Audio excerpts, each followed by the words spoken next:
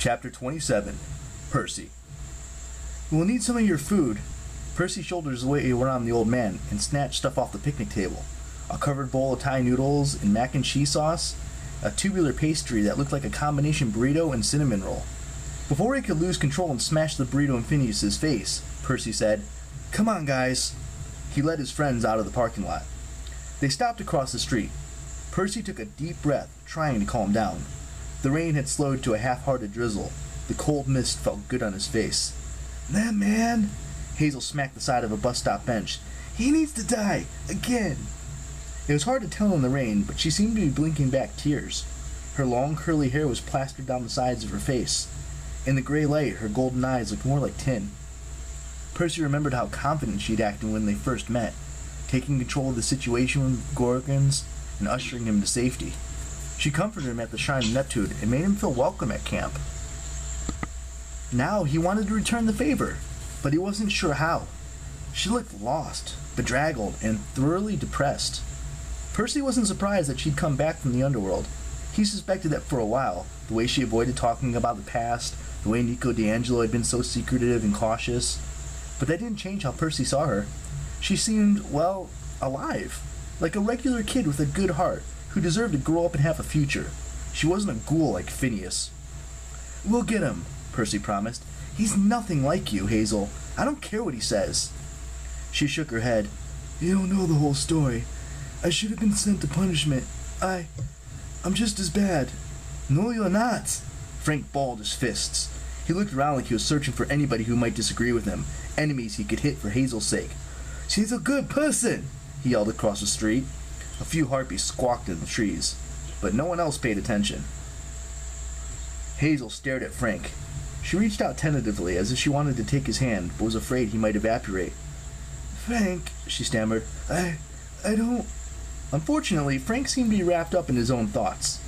He slung his spear off his back and gripped it uneasily. "I could intimidate that old man," he offered. "Maybe scare him." "It's okay," Percy said. "Let's keep that as a backup plan. But I don't think Phineas can be scared into cooperating. Besides, you've only got 2 more uses of that spear, right?" Frank scowled at the dragon's tooth point, which had grown back completely overnight. "Yeah, I guess." Percy wasn't sure what the old seer had meant about Frank's family history. His great-grandfather destroying his camp? His Argonite ancestor? And he bit back the bit about the burned stick controlling Frank's life, but it had clearly shaken Frank up. Percy decided not to ask for explanations. He didn't want the big guy reduced to tears, especially in front of Hazel. "I've got an idea." Percy pointed up the street. "The red-feathered harpy went that way. Let's go see if we can get her to talk to us." Hazel looked at the food in his hands. "You're gonna use that for bait?" "More like a peace offering," Percy said. "Come on, just try and keep the other harpies from stealing the stuff, okay?" Percy uncovered the Thai noodles and wrapped the cinnamon burrito. Fragrant steam wafted into the air. They walked down the street. Frank and Hazel with their weapons were out. The harpies fluttered after them, perching on the trees, mailboxes, and flagpoles, following the smell of food. Percy wondered what the mortals saw through the mist. Maybe they thought the harpies were pigeons and the weapons were lacrosse sticks or something. Maybe they just thought that Thai mac and cheese was good and it needed an armed escort. Percy kept a tight grip on the food. He'd seen how quickly the harpies could snatch things. He didn't want to lose his peace offering before he found the red-feathered harpy. Finally, he spotted her, circling above a sketch of parkland that ran for several blocks between the rows of old stone buildings.